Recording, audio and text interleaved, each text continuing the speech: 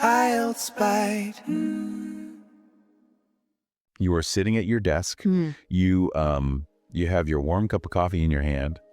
A great way to start. Exactly. You feel completely ready to start your day. But then, out of nowhere, a sudden wave of panic hits you.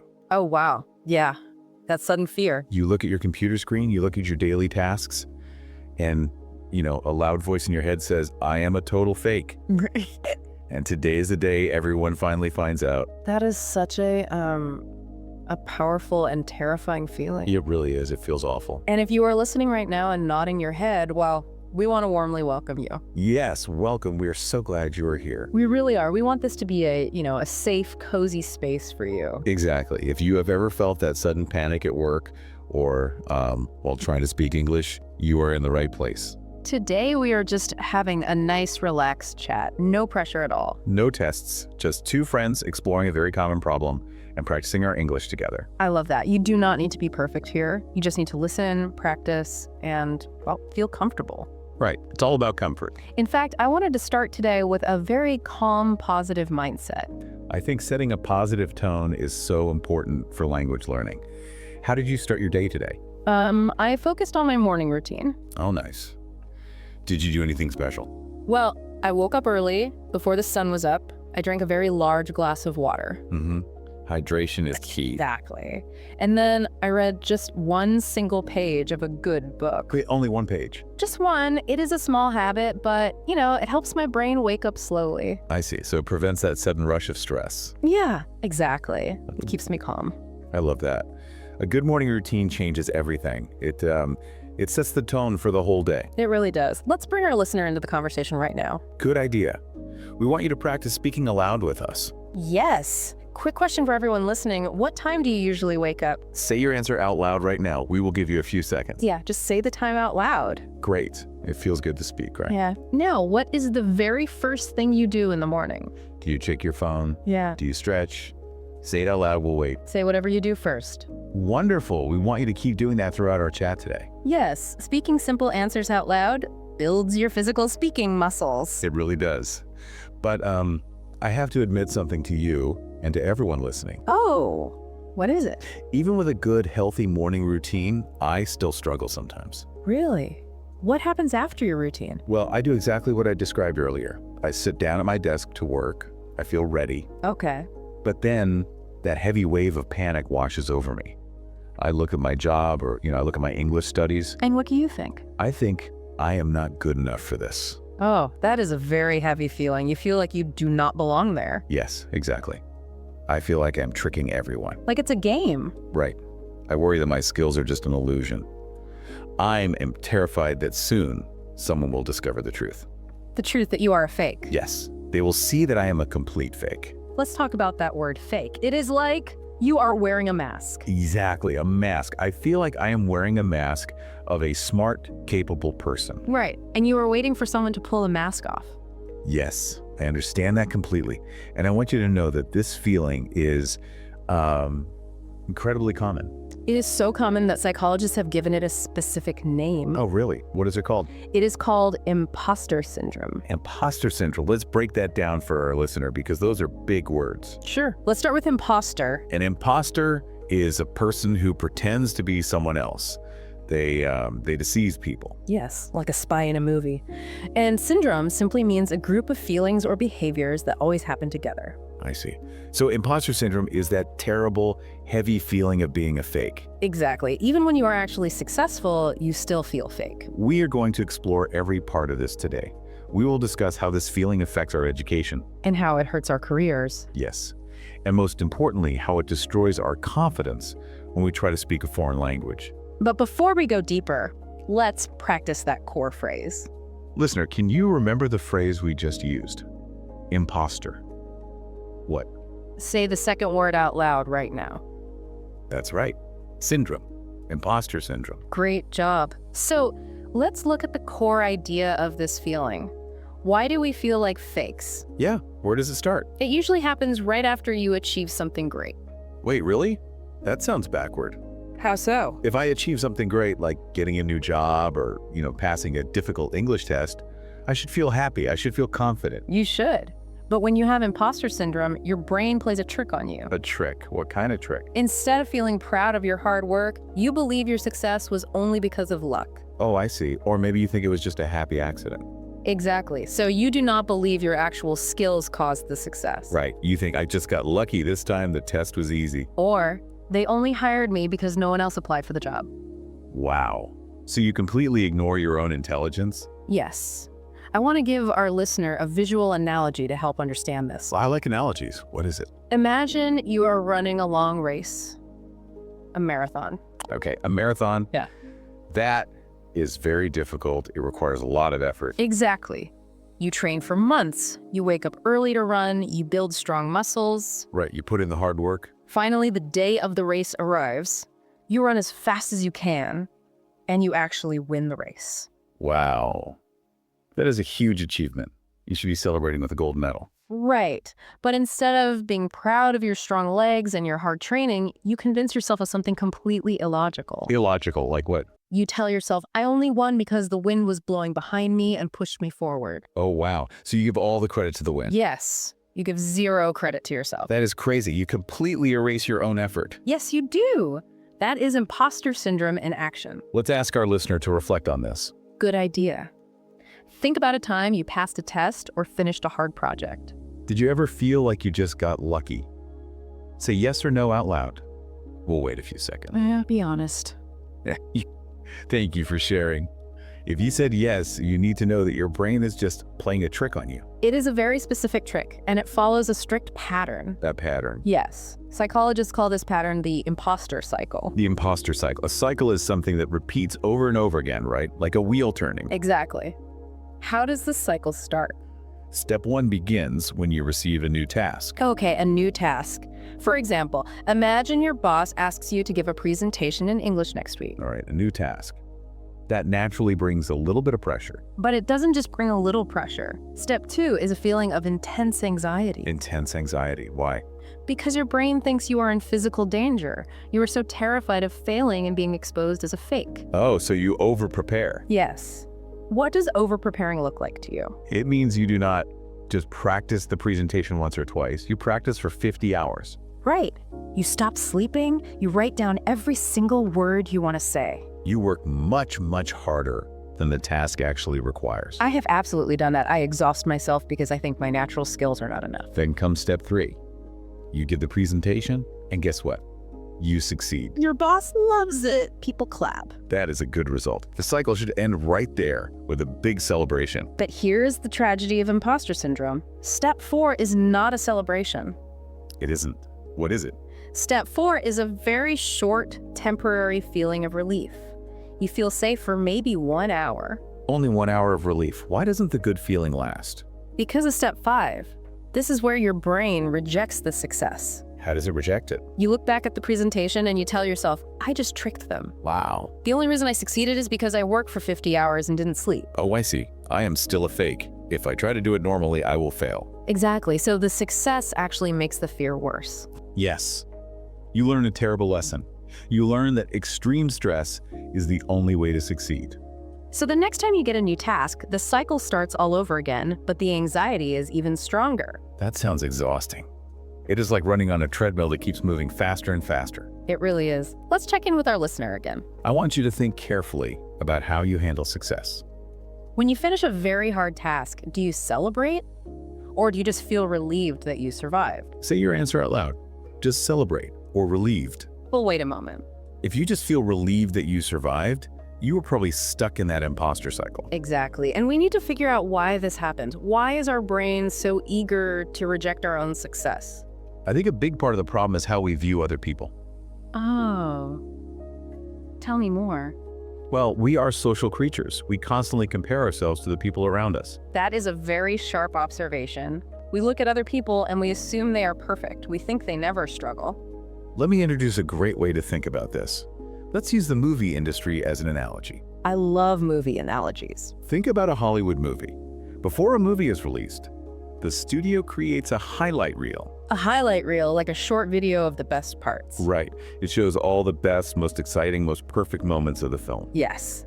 The hero saving the world, the perfect romantic kiss, the brilliant explosion. everything looks flawless. But every movie also has a blooper reel. Bloopers, those are the mistakes made during filming, right? Yes, an actor forgets their words, someone trips and falls over a chair, the camera suddenly breaks. The blooper reel is messy. It is full of errors, awkward silences, and accidents. Here's the problem. In real life, we only ever see everyone else's highlight reel. Oh, that is so true. We see their perfect public life.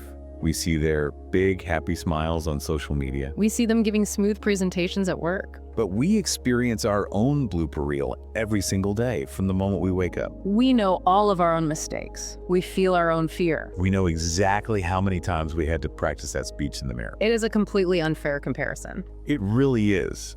We are comparing our messy, behind-the-scenes life, our blooper reel, to everyone else's carefully edited highlight reel. No wonder we feel like fakes. We think we are the only ones making mistakes. Have you ever experienced this personally? Oh, absolutely. Let me tell you a story. Please do. A few years ago, I sat in a meeting and watched a colleague give a perfect presentation. You were watching her highlight reel. Exactly. Her English was beautiful. She looked completely calm. She answered every question perfectly. How did that make you feel? I sat there in my chair feeling terrible about myself. My heart sank. I thought, I will never be that good. I'm a fraud. You compared your internal anxiety to her external perfection. What happened next? Later that day, I saw her getting a coffee. I went up to her and said, "Your presentation was amazing. You were so naturally talented." How did she react? Was she happy? She burst out laughing. She said, "Are you joking?" I was terrified. Yes, she told me. I was crying in the bathroom 10 minutes before the meeting. I made so many mistakes. While practicing at home, my husband had to leave the room. Oh my goodness. She even said, I forgot my main point and had to skip an entire slide, hoping no one would notice. Wow. You had absolutely no idea. You only saw her highlights. You were completely blind to her bloopers. Yes, she felt like an imposter too. We all have a blooper reel. Even the most successful people in the world have blooper reels. We just do not see them. That is a crucial lesson. We have to stop making this unfair comparison. I want our listener to actively practice this mindset shift right now. We are going to make a promise to ourselves. Listener, please repeat this phrase out loud. Say it clearly and confidently. I will not compare my bloopers to their highlights. We'll wait a few seconds while you say it. Let's do it one more time. Say it like you truly believe it. I will not compare my bloopers to their highlights. Say it again. Excellent. Write that phrase down later. Put it on your bathroom mirror. But wait, if I can logically understand that everyone has a blooper reel, why is the feeling still so deep? That's a great question. Where does this fake feeling originally come from? It does not just suddenly appear when we get a job, does it? No, it doesn't. And that is where the psychology gets really fascinating. For most people, this feeling does not start in the office. Where does it start? It starts decades earlier, in childhood. In childhood? You mean our families caused this? Often, yes. Family dynamics play a massive role in shaping how we view success and failure. How our parents and siblings treat us can plant the deep roots of imposter syndrome. Let's unpack this. What kind of family situations cause a child to grow up feeling like a fake? Psychologists generally point to two very common family situations. Let's call the first one Situation 1. Tell me about Situation 1. This is the dynamic of the smart sibling versus the sensitive sibling. What does that mean in practice? Well, imagine a normal family with 2 or 3 children. Families naturally want to understand their kids, so they often give children labels. Labels, like putting a name tag on them. Right. They put them in little mental boxes. Early on, they decide that one child is the smart one. And what happens to the other child? The parents give the other child a different label. They might call them the nice one, or the sensitive one, or the funny one. So one child gets the intelligence label and the other gets a personality label. That sounds harmless. Parents just want to celebrate different traits. It sounds harmless, but it has a deep psychological impact. Children build their entire identity based on these early labels. So if your family labels you as the nice child, your brain accepts that as a permanent fact. Exactly. But what if the nice child studies hard and gets excellent grades in school? This is where a mental conflict happens. Your brain holds two conflicting beliefs. Right. Your brain says, I am the nice one, not the smart one, but I just got an A on my math test. How does the brain fix that conflict? The brain hates conflict. To protect its original identity, the brain rejects the good grade. Wow. The child thinks, I only got an A because the teacher likes me. I only passed because I studied for 20 hours. My brother is the naturally smart one. I'm just pretending. Wow. So even if that child grows up and earns 3 university degrees, they still feel like a fake because they are secretly supposed to just be the nice one. Exactly. You can never escape the label your family gave you unless you actively recognize it. No matter how much success you have, you feel like an imposter. That is heartbreaking. What is the second family situation? Situation 2 is equally damaging, but it looks very different. This is the story of the perfect child. Being called perfect sounds like a great thing. Every child wants to be perfect. It sounds wonderful, but it is actually a psychological trap. In this situation, parents praise a child for being a natural genius. They tell the child, "You are so smart. Everything is so easy for you. You never even have to try." Yes. The parents celebrate the result, and they act like the child does everything perfectly with zero effort. What's wrong with that? The danger is that they never praise hard work. They only praise natural talent. Why is praising natural talent a problem? Because eventually, that child grows up, they go to a harder school, they try to do something truly difficult, like learning the English language. Right, and suddenly things are not easy anymore. The child faces a challenge. They actually have to open a book and study. They have to struggle. And here's the tragedy. Because the parents only praised effortless genius, the child learns a false, toxic lesson. What lesson do they learn? The child learns that having to try hard means you are actually stupid. Oh, I see. If they have to struggle, they think their natural genius has disappeared. Yes. They think, if I have to study this hard to understand English grammar, I must not be smart anymore. I tricked my parents. I am a fake. I am an imposter. That is a terrible trap. Both of these family situations teach us to doubt our real abilities, either because we have the wrong label or because we think effort is a sign of weakness. It is time for our listener to do some self-reflection. Yes, let's think about your own childhood. Were you labeled the smart child, the quiet child, the helper, or the funny child in your family? Tell us your childhood label out loud right now. We'll listen for a few seconds. Just say the word. Poor. It is amazing how much power those old labels still have over us today. They really do. And we carry those childhood labels straight into our adult lives. They follow us to our office jobs. They follow us into our English classrooms. And in adult life, carrying that label creates a massive, intense fear of making mistakes. Because if we deeply believe we are fakes, we are terrified that one single mistake will pull the mask off. And reveal the truth to everyone. We want to look perfect 100% of the time. But wanting to look perfect all the time is exhausting. It is not just an emotional burden. It causes severe physical symptoms of anxiety. It really does. Your brain cannot tell the difference between a social threat like making a mistake in a meeting and a physical threat like a dangerous animal. Wait, so the brain reacts the same way to an English grammar mistake as it does to a tiger? Exactly. When you are scared of making a mistake, a tiny part of your brain sounds an alarm.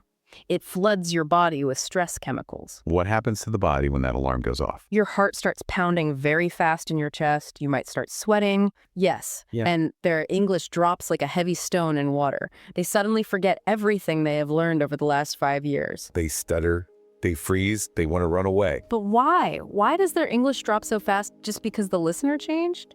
The language is the same. Because of imposter syndrome. When you speak to a native speaker, your brain creates a false story. You look at them and think, they are perfect. They are judging my grammar. They can hear every tiny mistake I make, and they think I am stupid. You stop seeing them as a conversation partner. You start seeing them as a strict teacher grading a very important test. Exactly.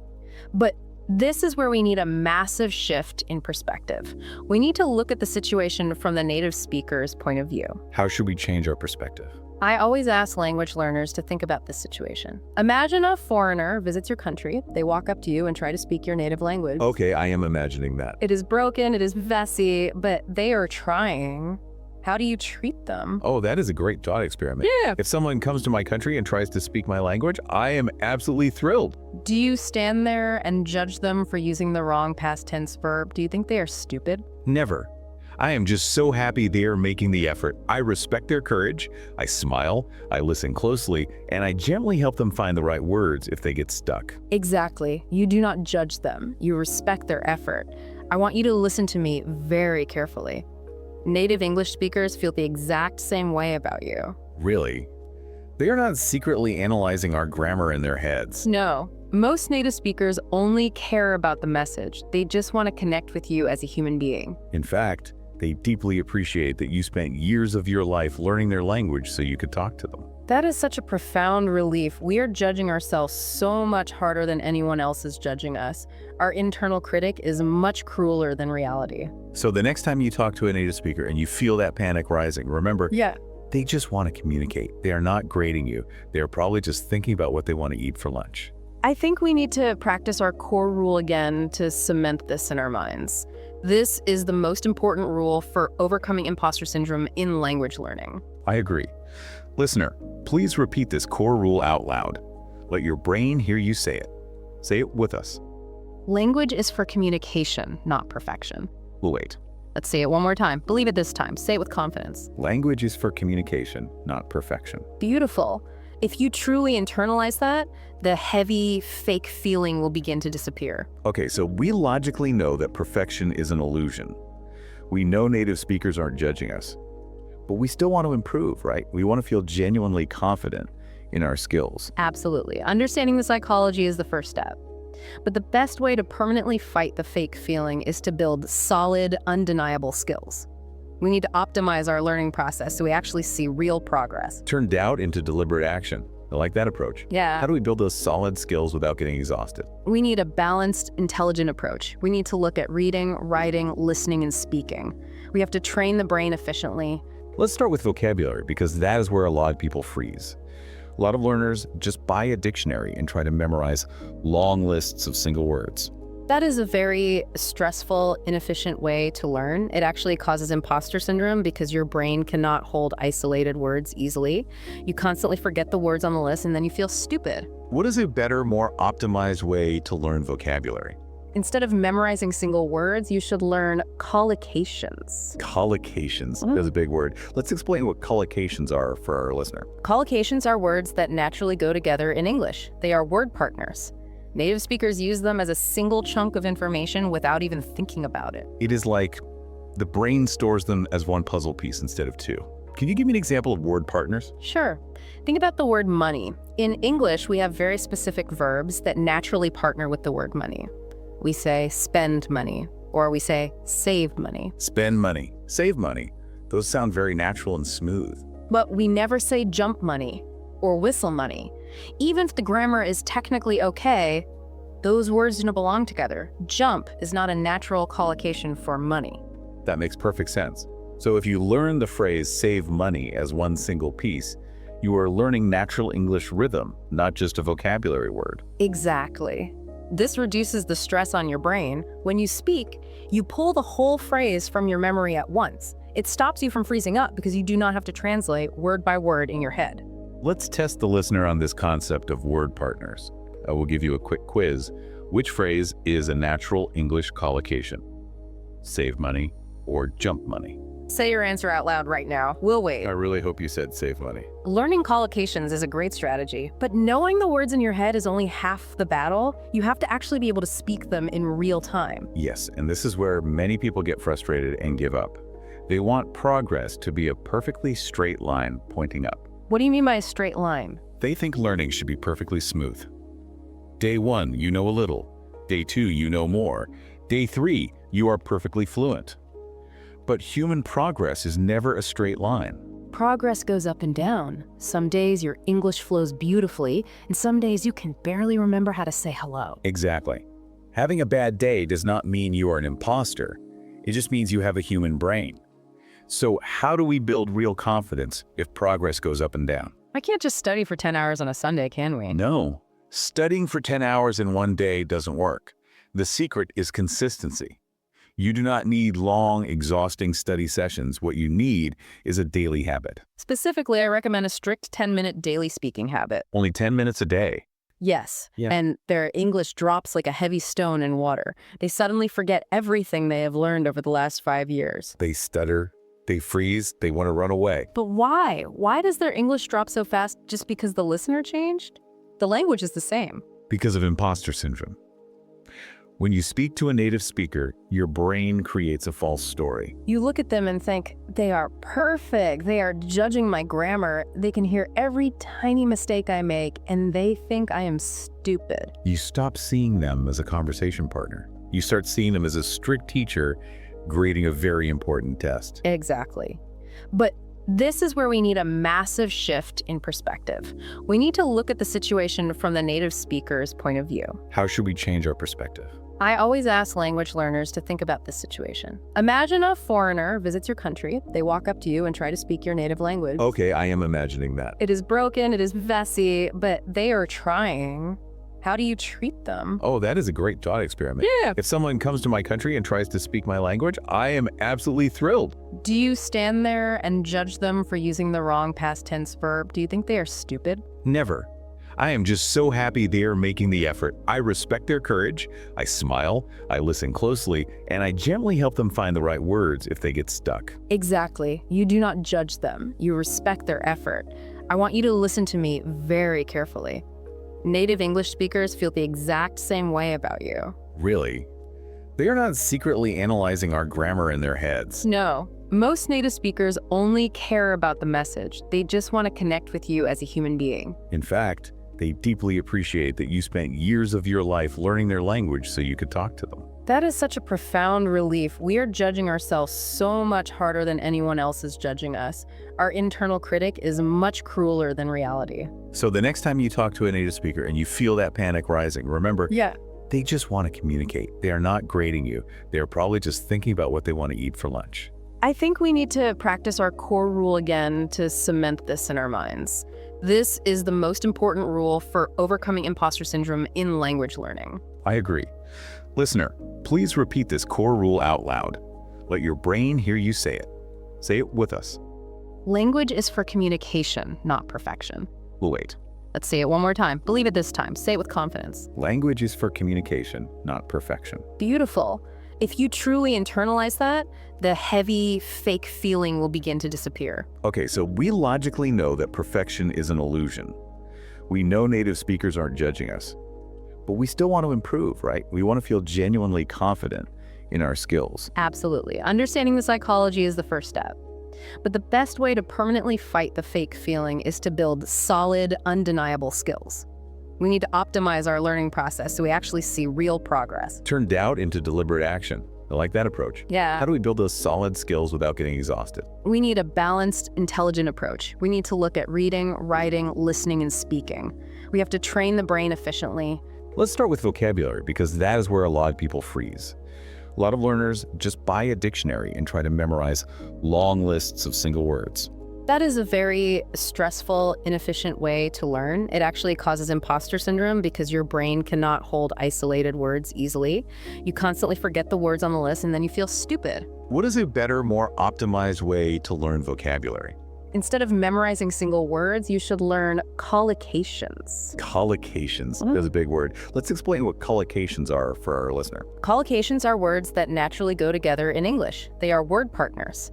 Native speakers use them as a single chunk of information without even thinking about it. It is like the brain stores them as one puzzle piece instead of two.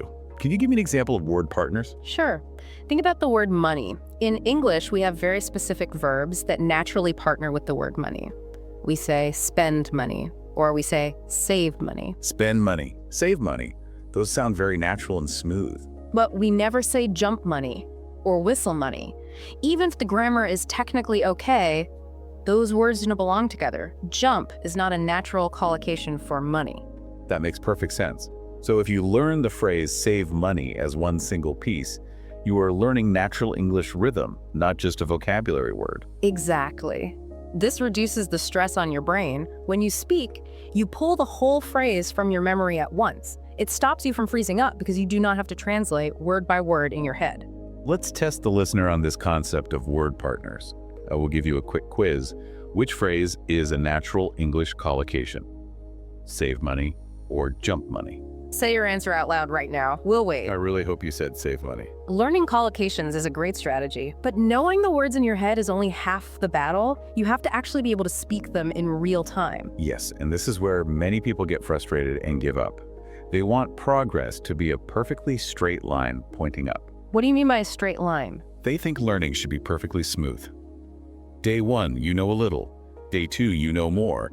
Day 3, you are perfectly fluent. But human progress is never a straight line. Progress goes up and down. Some days your English flows beautifully, and some days you can barely remember how to say hello. Exactly. Having a bad day does not mean you are an imposter. It just means you have a human brain. So how do we build real confidence if progress goes up and down? I can't just study for 10 hours on a Sunday, can we? No. Studying for 10 hours in one day doesn't work. The secret is consistency. You do not need long, exhausting study sessions. What you need is a daily habit. Specifically, I recommend a strict 10-minute daily speaking habit. Only 10 minutes a day. That honestly does not sound like enough time to become fluent. It is plenty of time if you do it every single day without fail. 10 minutes of speaking out loud builds physical muscle memory in your mouth, your lips, and your tongue. Or your mouth literally gets used to forming the shapes of English words. Yes, so it connects the brain to the physical body. How do you do it? Do you need to hire an English teacher or find a speaking partner? No, you do not need a partner at all. You can do this completely alone in your bedroom or while driving your car. You just talk to yourself. Out loud, yes. You become your own conversation partner. You can describe your day. You can say, today I went to the grocery store, I bought red apples, the weather was raining, so I carried a black umbrella. Or you could summarize a television show you just watched. Or explain how to cook your favorite dinner. Exactly. The topic doesn't matter. The goal is simply to keep your mouth moving, producing English sounds for 10 solid minutes. By doing this alone, in a safe room, your brain gets used to producing the language without the fear of judgment. And that stops you from freezing up in real conversations because the physical act of speaking is already a deeply practiced habit. Exactly. This is a brilliant, simple habit to build. Let's get our listeners started right now, today. Let's do it. Listener, I want you to think ahead. What is one simple thing you can talk about for 10 minutes later today? Will you describe your favorite movie? Will you talk about what you had for dinner? Will you explain your plans for the weekend? Pick a topic right now. Tell us your chosen topic out loud. We'll wait. That is a wonderful topic. Now, you have made a promise. You must speak about it for 10 minutes later today. This 10-minute daily habit is your shield against imposter syndrome. It builds real, physical, undeniable confidence. And confidence is so crucial, especially when you are in an important situation. We have talked about daily life, but let's talk about the biggest challenge. There is no harder situation than a job interview. Job interviews, yes, this is the ultimate #1 trigger for imposter syndrome. It really is the worst. You walk into a strange building, you put on nice clothes, you sit in a formal chair. 3 interviewers look at you across a table. And immediately, your brain starts screaming, "Why am I here? I am completely unqualified for this job." You feel like a little kid wearing your parents' suit. You think they're going to look at your resume, laugh out loud, and tell you to leave the building immediately. How do we survive that? How do we handle that intense, crushing panic during a job interview? First, we have to bypass the emotional panic and look at the cold, hard logic. We need to remember a very simple fact. Companies do not invite you to an interview by accident. That is a very logical point. They didn't just dial a random phone number. Exactly. They do not pick names out of a hat. The hiring managers read your resume carefully, they analyzed your skills, they compared you to other people. They spend valuable company time scheduling a meeting with you. They already believe you can do the job, or they wouldn't waste their time. Yes. If you are sitting in the interview chair, you objectively belong in that chair. You are qualified to be in the room. You never need to apologize for being there. But knowing that logically in your brain is very different from feeling it in your physical body. When the alarm goes off, logic disappears. How do we calm the physical panic right before we walk into the interview room? We can use biology to our advantage. We can use physical tricks to send a safety signal to the brain. One of the oldest and best tricks is taking deep, controlled breaths. Breathing sounds almost too simple to work. But I guess we do forget to breathe properly when we are terrified. We do. When we panic, our breathing becomes very shallow and fast. This tells the brain we are in danger. But if we take slow, deep breaths, it sends a calm signal. What kind of signal? When you breathe out slowly, it sends a chemical signal to your brain that says, the environment is safe, you can turn off the alarm. It literally lowers your stress hormones. That is incredible. What is another physical trick we can use?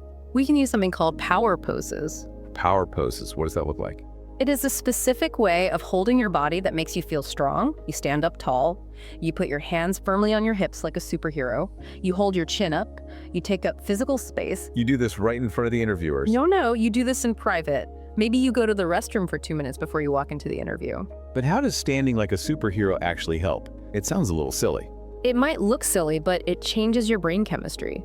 Studies show that holding a powerful posture for just 2 minutes lowers the stress hormone and increases the confidence hormone. You chemically create your own confidence. Let's practice the breathing trick right now. Our listener can use this anytime they feel the fake feeling returning, whether in an interview or an English class. Good idea. Let's practice controlled breathing together to calm our nervous system. I will guide you. Ready? I'm ready. Inhale slowly through your nose for 4 seconds. 1, 2, 3, 4. Now hold that breath and exhale very slowly through your mouth for 6 seconds. 1, 2, 3, 4, 5, 6. Let's wait a few seconds while they try it again on their own. Wow, I actually feel physically calmer just doing that one single breath. It forces your nervous system to switch from panic mode to rest mode. Okay, so we have done our breathing, we did our power pose, we are calm, we walk into the interview. But what happens when the negative thoughts start during the interview? You know the voice I mean. The voice in your head that whispers, "You are failing.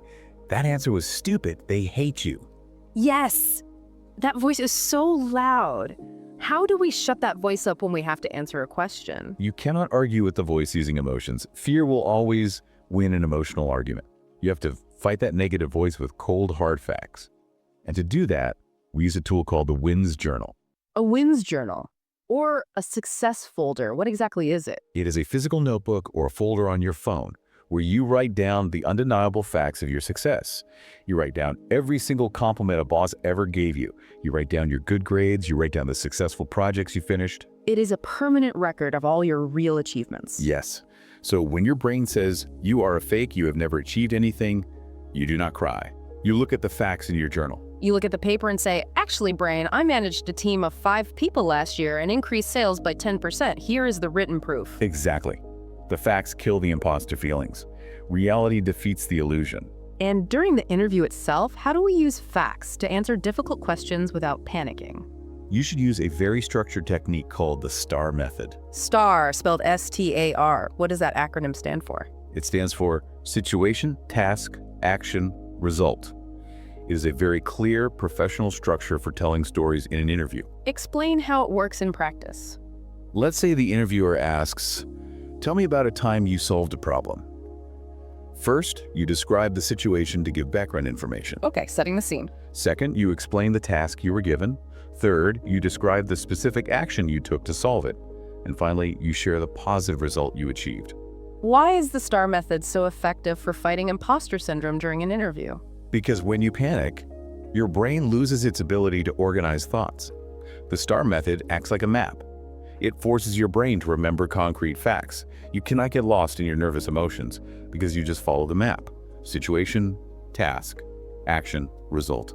It guides you safely through the answer, and it ensures you actually highlight your success. It shows the interviewer your real objective value without you feeling like you are arrogantly bragging. You are just stating the facts. I want to help our listeners start their own WINS journal right now. This is too important to delay. Let's do it.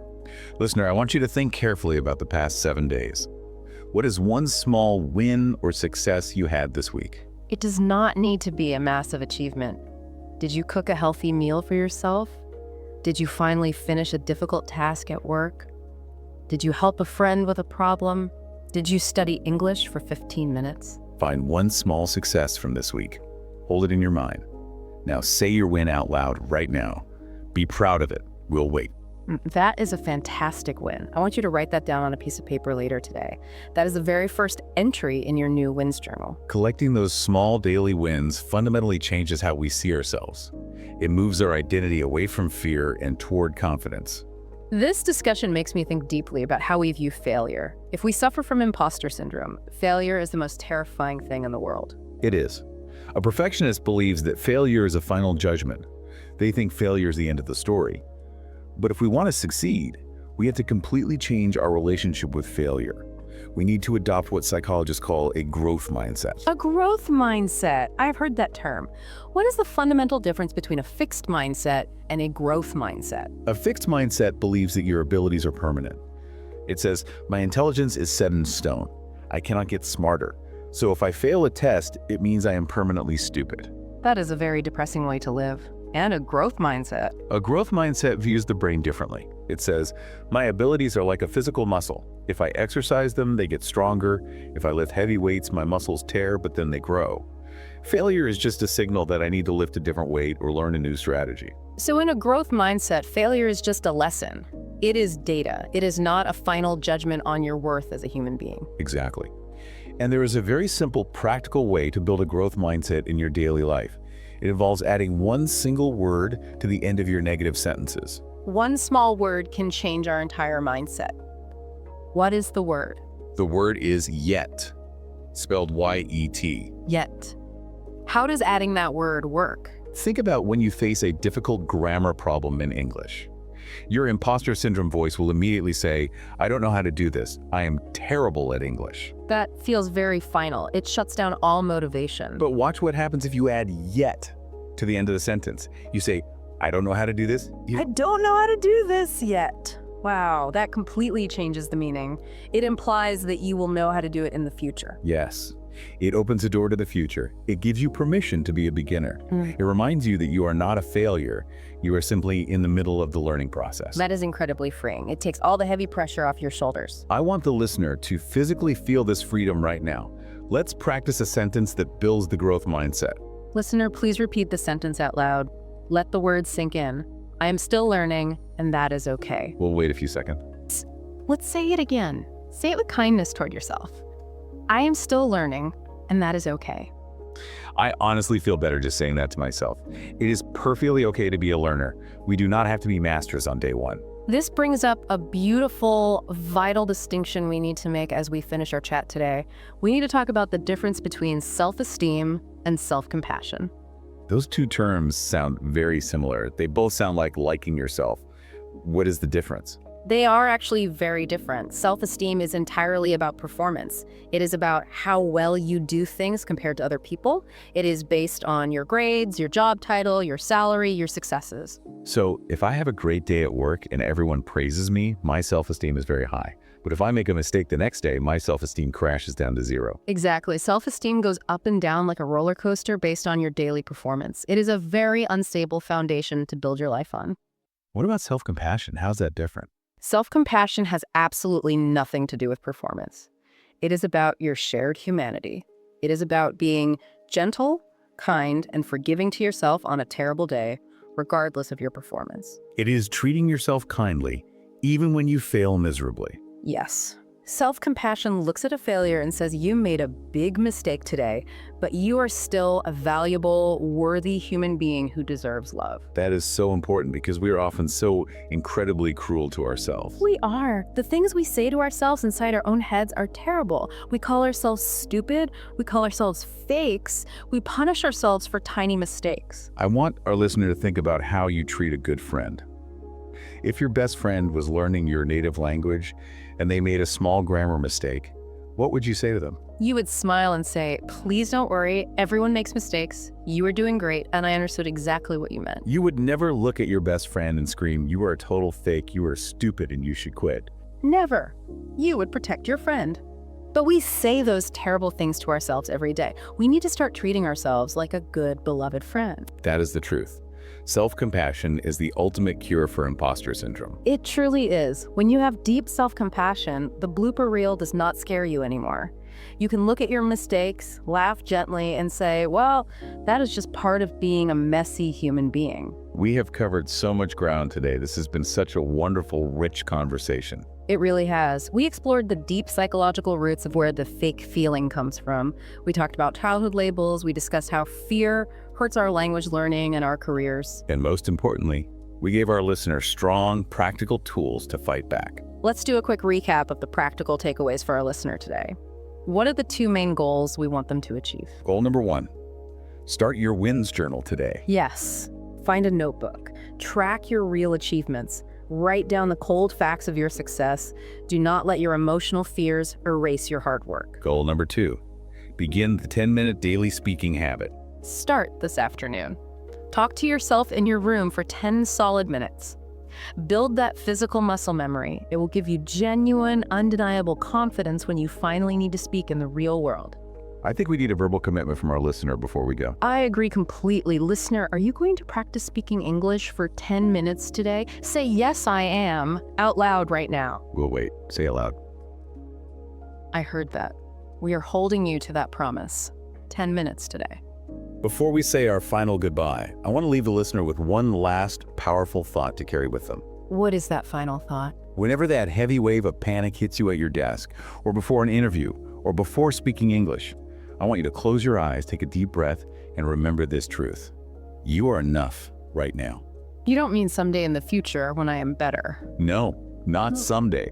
Not after you memorize 10,000 vocabulary words. Not after you get your next advanced English certificate. Not after you finally get a promotion at work. You are enough right now, exactly as you are in this exact moment, bloopers and all. That is a beautiful truth. You are enough right now. I highly suggest looking in the mirror every single morning and saying that phrase to yourself. I am enough. It fundamentally changes how you walk into the world. Thank you so much for sharing your knowledge and your warmth today. And a huge thank you to our listener for joining us in this cozy space and for practicing speaking out loud with us. Yes, thank you for being here. Keep practicing every day, keep making those messy mistakes, and most importantly, keep being kind to yourself. We are so proud of your effort. Have a wonderful, confident day, and we will talk again very soon. Goodbye. Goodbye, everyone.